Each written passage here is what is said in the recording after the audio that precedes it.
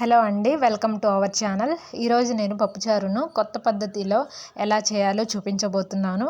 ఇలా మీరు కూడా ఎప్పుడైనా ట్రై చేసి ఉంటే నాకు కామెంట్ బాక్స్లో కామెంట్ చేయండి. ముందుగా ఇక్కడ నేను 2 గ్లాసెస్ పప్పును తీసుకున్నాను. టీ గ్లాసులు ఉంటాయి కదండి, వాటితోటి 2 గ్లాసెస్ని పప్పు తీసుకున్నాను. పప్పును నీట్గా క్లీన్ చేసిన తర్వాత అందులో 1 గ్లాస్ వాటర్ను పోసి అందులో 1 టేబుల్ స్పూన్ పసుపును వేసి కుక్కర్ మూతను టైట్గా బిగించి స్టవ్ పైన పెట్టి 3 విజిల్స్ వచ్చేంత వరకు ఉంచండి. ఈలోపు గుప్పెడు చింతపండుని తీసుకొని 10 నిమిషాలు నానబెట్టండి. 10 నిమిషాలు నానిన తర్వాత చింతపండు గుజ్జును తీసుకొని పక్కన పెట్టుకోండి. మార్కెట్ నుంచి ఆనియన్స్ తెచ్చుకునేటప్పుడు కొన్ని స్మాల్ సైజ్ ఆనియన్స్ని కూడా తెచ్చుకోండి. ఈ ఆనియన్స్ పై ఉన్న పొట్టుని తీసి కట్ చేయకుండా అలాగే పెట్టండి. ఇలా మీరు ఎన్ని కావాలనుకుంటే అన్ని ఆనియన్స్ని, స్మాల్ సైజ్ ఆనియన్స్ని పైన పొట్టు తీసి నీట్గా వాష్ చేసి పక్కన పెట్టుకోండి. ఇప్పుడు వేరొక గిన్నెలోకి 2 కప్స్ చింతపండు గుజ్జును అలాగే 1 కప్పు వాటర్ను తీసుకొని స్టవ్ పైన పెట్టి బాగా మరిగించండి. ఫ్లేమ్ని మీడియం ఫ్లేమ్లో పెట్టి 10 మినిట్స్ మరిగించండి.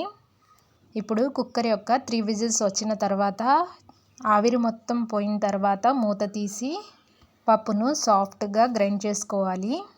ఈ విధంగా పప్పు గుత్తితో కానీ లేదంటే మిక్సీ జార్లో కానీ వేసి పప్పును సాఫ్ట్గా గ్రైండ్ చేసుకోవాలి.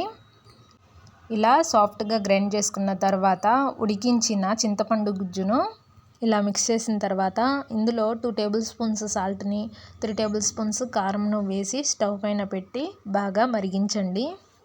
పప్పుచారు మరిగేలోపు కొన్ని వెజిటేబుల్స్ని కట్ చేసుకోవాలి. వీటి కోసం కొన్ని కరివేపాకుల్ని అలాగే చిన్న సైజు ఆనియన్స్ పైన పొట్టు తీసి సపరేట్గా పెట్టుకోవాలి. ఆనియన్స్ని అలాగే సపరేట్గా ఇంకొక ఆనియన్ని కట్ చేసుకొని పెట్టుకోవాలి. అలాగే 4 బెండకాయలు, 2 ములక్కాయలు, 1 టొమాటో, 2 పచ్చిమిర్చిని కట్ చేసుకొని పెట్టుకోండి.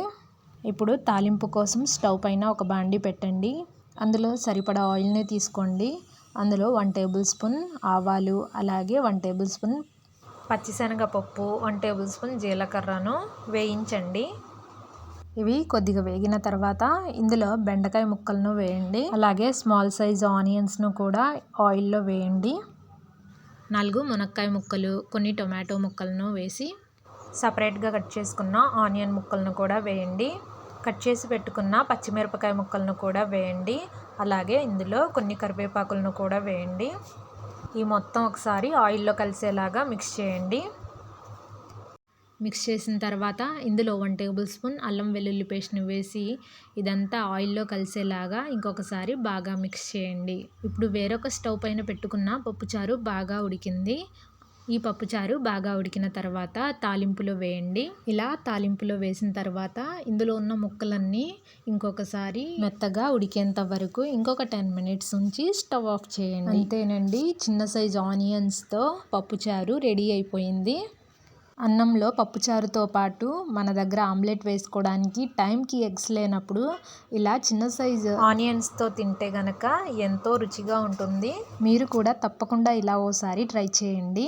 నేను చేసిన ఈ పప్పుచారు రెసిపీ మీకు నచ్చితే గనక తప్పకుండా లైక్ చేయండి. అలాగే నా ఛానల్ని కొత్తగా చూసేవారు సబ్స్క్రైబ్ చేసుకోండి. Thanks for watching.